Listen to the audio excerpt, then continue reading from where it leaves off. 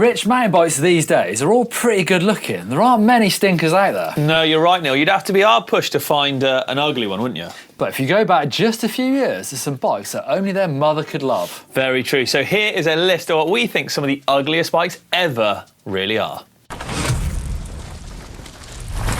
Right, before we get started, why not show the channel a little bit of love by clicking the old subscribe button and the bell notification to get all the latest and greatest from us at GMBN. Why wouldn't you? It really helps the channel, by the way. It pushes it out to other people who might not know about it. So yeah, hit that subscribe button. Okay, Neil, first things first. First on our ugly bike list is one you are very familiar with, quite recently actually. Yeah. It's the Whyte PRST-1. It's a wild looking bike. This was the first ever, as far as I'm aware. Maybe not first ever actually, because there were old BMW bikes, but with a linkage fork I'm talking about here. Yes. Which makes it look unusual to say the least. That's very polite. When these came out in the 90s, I remember thinking these were the ugliest bikes in the world and they couldn't be any good. And then I rode one recently. And? I still think it's the ugliest bike ever. It's not moved off the list then. But it is good for what it's designed to do. And it's generally riding, well, I think cross country is not even the right term for it, but like to the pub. Like over bumps, crossing continents rather than crossing, little bumps. It's amazing. Really? As far as like technical riding, didn't love it. But yeah, not a good looking bike. No. I think it was a really interesting bike at the time and I loved riding it. Right, okay, next up on our hit list of ugly bikes is the Trek Y33, Neil. Now, I remember this bike as well. yeah, it looked a little bit more like an electric guitar than a bike, didn't it? It did have a bit of a nickname, it was the Flying V, if I remember right. Yes. Yeah, so again, another pretty wild looking bike of the, I guess this was 90s. I would say like late night, like downhill bikes were coming through, weren't they? And this is when it seemed someone, even a monster, business like Trek, you think he's the best in the business. And then they was like, these bikes were coming out just looking completely unlike anything else we've ever seen. Nowadays, you probably see a bike looking like that. Exactly. In your average Halfords or Walmart. Yeah, it seems to be, I don't know, maybe an easy design to manufacture nowadays. Yeah, pretty stinking ugly. Jumping back into another linkage. Are we tarring them all with the same brush? I guess we are. This is the linkage fork on the front, Structure Cycleworks. Do you like them? Get involved. I guess to me it's so unconventional. I think that's the problem, isn't it? They're hard to love. There are BMW motorbikes out there that kind of, they hide their ugliness with a bit of plastic here and there. Do you know what I mean? Whereas this is full frontal. You ain't avoiding it, are you? You are not escaping that front end. I think you're right. I think you're onto something there about it's just not what we're used to. So imagine if suspension forks weren't the norm and this was. Doesn't look like a mountain bike, does it? But I've not ridden one, but I've pushed on the fork and it felt unbelievably good. You couldn't tell when it started, it just sort of sunk in. So right. There's a reason why these people are trying them. Yeah. We don't think they're the nicest looking bikes. You might not agree. It's a personal opinion. No, this is one I definitely think is the ugliest bike ever. I can agree. One off, should I say. Richard, you rode one of these, the Mongoose Black Diamond on the cheap downhill bike challenge. This was a URT downhill bike. Yes. When no one wanted a URT downhill bike. Yeah. Do you know what that stood for? Unified Rear Triangle. No, you rubbish turd. Okay. It's not the prettiest. It didn't ride particularly great, I'll be honest. I felt like it took my life into my own hands every time. Andrew Needham did quite well on this. He did, yeah. So and fair this play. one looked all right. It's kind of, I remember it, white and orange and blue. Looked all right. That one you rode looked stinking. Yeah, well, it even says on our script here the word monstrosity. So yeah. What do you reckon? Right, the Specialized demo. Now, bear with me. The Demo 8, I think, is so cool because 8% of its front triangle is missing because it's asymmetric. Oh, the Demo. It's one of the best looking bikes ever. But the Demo 7, do you remember these? I think it's called 7 because it had 7 change station seat space. There's a lot going on the back end of that, wasn't there? That's the trouble. Kyle Strait used to ride one of these at the Downhill World Cup, so I'm going to name all names of people who used to ride these bikes, I think. That was...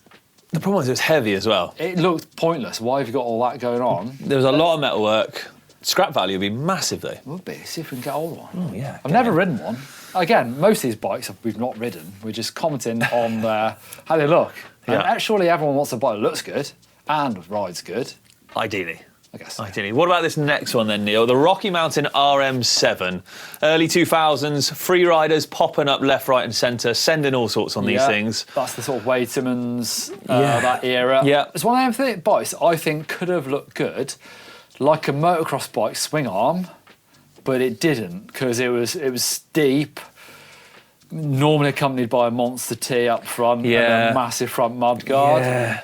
But the crazy sort of the not the gusset, but you know, like where the suspension would mount to, with all the crazy holes in it and stuff. It looks like a load of scaffolding. Although, having said, it's a bike that looks fairly similar, a Rotex, remember them? Yes, I do. That was a great looking downhill bike, and it's kind of the same shape, but one looks terrible, one looks great.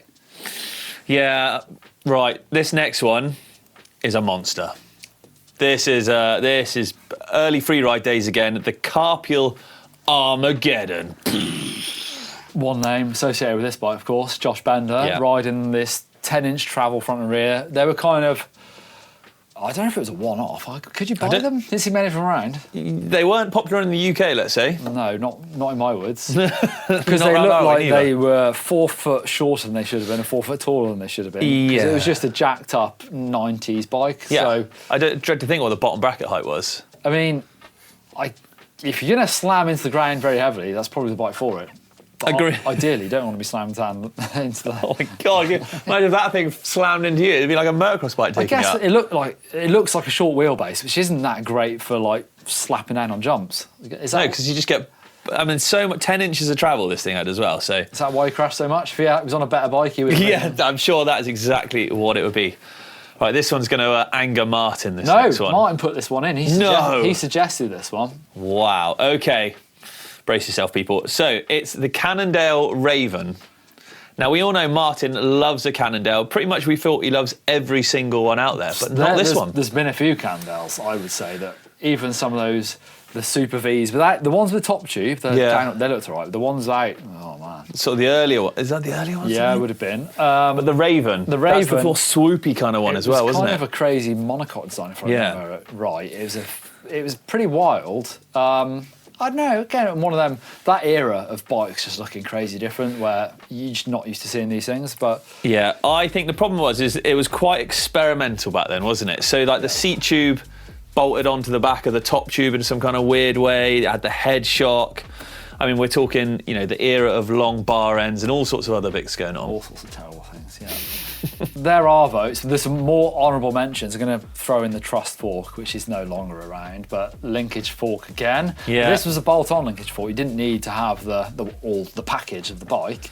No, so this was the best of both worlds. Yeah, you could easily ruin your bike just by choice. Well, there was some amazing mountain bike designer brains behind this, but ultimately it didn't work out. You can no longer get a Trust fork. So. No. What about this one? Doddy's been on this. The Monster Bike, the 36-inch wheel bike. Yeah. I mean, it looks like a normal bike. Yeah. And then it's not. Enlarged. Huge. It's just a bit... I don't want to say ugliest, but... Science, all right. It looks kind of all right. I'm going to throw in one here.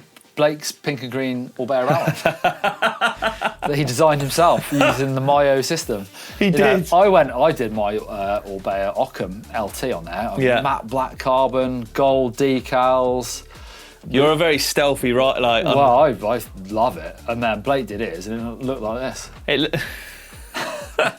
What are those sweets? What are those sweets back in the day? They were like... I'm sure they make you feel sick. Yeah, they were just pure. All right, lastly, early e-bikes. Early bird e-bikes, when e-bikes were just starting, with batteries just bolted on and stuff. I remember my early days, I rode a Scott e-bike at a bike launcher. It looked like one of their... What was this? Is that the Ransom Enduro one? No, it was smaller than Genius. One Genius, was it a Spark? Maybe.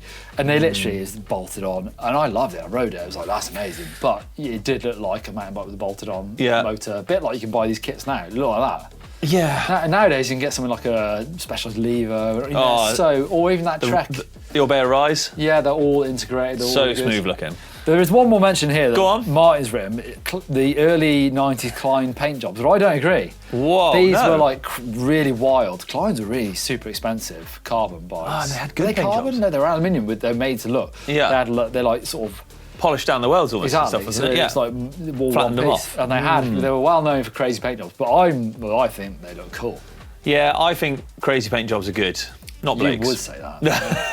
You could ride around in a pink helmet half the time. On a gold bike. Yeah. I wonder if Blake's is the worst Myo frame that's ever come out of Orbea. If you think yours is worse, then please send it through to the uploader link down below. Yeah. But I think that's about it, isn't it, Neil? Any more? There's definitely more, but let us know. I've probably, I think about this for a while and get back to it. There's a fair few out there. Let us know. Let us know if we're wrong. We're just making this up. We are. It's yeah. It's just our opinions. Yeah. Yeah. Anyway, right, people. As Neil said, let us know in the comments down below. But for now, we're out of here. Thank you very much for watching, and until next time, see you later. Yeah.